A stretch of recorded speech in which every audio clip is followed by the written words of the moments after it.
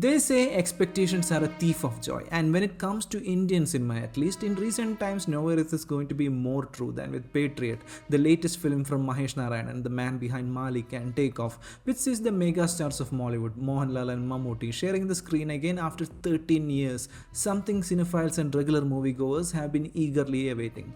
And needless to say, the trailers did get us really excited. But here is the thing, if you were expecting to watch a film where our megastars unite in a grand celebratory fashion with mass action, elevated high scenes, punch dialogues and crowd pleaser sequences, you will be thoroughly disappointed. This film is way too grounded for that. I mean, this is a Malayalam film after all.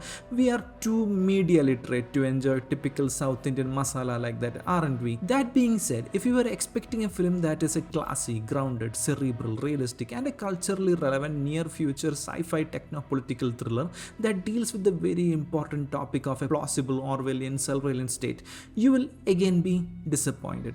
See, this is a film where Mammootty single-handedly fights off at least 5 goons and then jumps off a building using another goon to break his fall. The truth is, Patriot is a film with an identity crisis. It can't decide whether it wants to be classy or mass and tries to be both simultaneously and ends up failing to be either, ultimately leading to a film that is somewhat fun, intermittently at least, yet an ultimately forgettable experience that doesn't satisfy folks who are looking for either.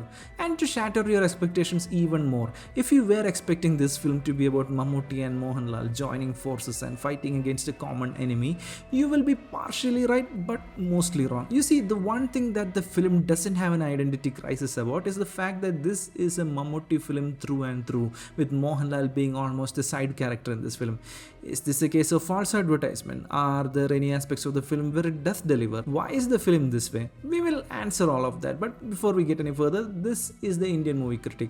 I put out videos on Indian cinema I find interesting on a weekly basis. Subscribe to see more. Let's begin, and as always, no spoilers. Now, to address the elephant in the room, yes, this is a Mammootty film first and foremost, contrary to what the trailer may imply. Mohanlal is in this film and he does have a significant role, but his screen time is barely 30 minutes in this 3-hour film. What's that, like 20% of the film? So, if you are a Mohanlal fan or a fan of the big M's expecting to see a film where they are sharing screen time, you will be disappointed. You will be even more disappointed if you are expecting to see them literally share the screen. I mean, there is maybe 10 minutes of total screen time where they share the screen with each other, and this is such a disappointing fact considering one of the best dramatic sequences in the film are of them in a car philosophizing about life and death. I mean, to be clear, the filmmakers never explicitly said that both of them would have equal and significant screen time, but yes, expectations, thief of joy.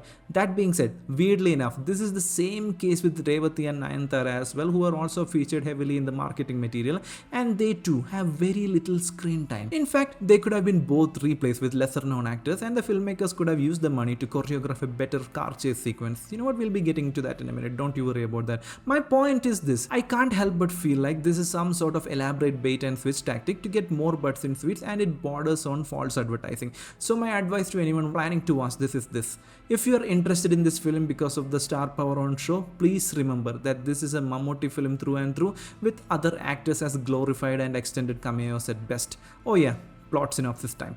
Patriot centers around the Indian intelligence agent Daniel James, who sets out to expose a corrupt minister JP Sundaram, played by Rajiv Menon, and his son tech bro Shakti Sundaram, played by Fahadh, who are using Periscope, to track and take out their political opponents, who during the process is framed as a rogue agent and is forced to be on the run. Burned but not beaten, Daniel takes the help of Colonel Rahim Naik, played by Mohanlal, as well as other allies to complete his mission and clear his name. Sounds like a cliche yet serviceable plotline, but in practice the execution is far from perfect, thanks in part to it not committing to either being classy or mass in any aspect.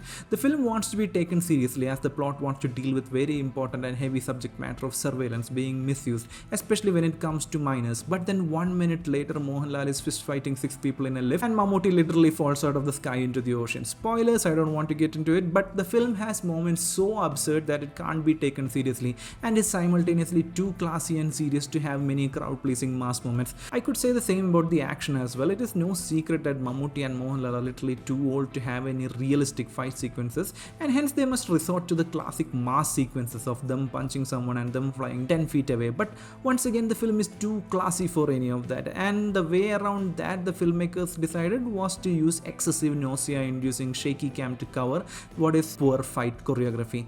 One could argue that this was done for the sake of necessity, but I'll argue that this is just lazy filmmaking. There is this one car chase sequence you might have seen in the trailers that ultimately culminate with our heroes shooting up the oncoming car containing the goons, followed by barely scraping it as it hits them, which sends the car barrel rolling. I mean, just commit to something, people. Like I said, get rid of Revati and Nayantara and use the budget to shoot a realistic car crash, or use the budget to throw the car into the air like some proper Telugu film. These half measures just seem a bit lazy. As for the performances, I have already mentioned the bait and switch false advertising tactics on display here, but despite that, the performances are good enough. I mean, it's Mammootty and Mohanlal here that we're talking about. These days, it's just them playing themselves with a different job description, but they are a joy to watch nonetheless. Same with Kunjaku Boban, who after the big games have the most screen time. But if you ask me, and this might sound a bit blasphemous, the real star of the show, without a doubt, is Fahadh playing the deranged tech pro Shakti. He is 100% earning his paycheck for this film, and there is never a boring moment when he's on screen.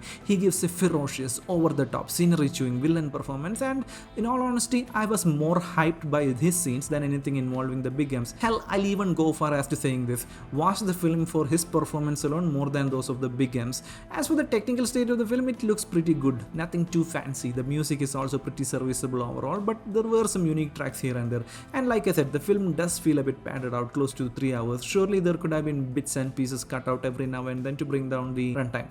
Lastly, would I recommend this film? A soft yes, I would say. This is a fun film, but it feels extremely awkward and it's non-committal to being either class or mass.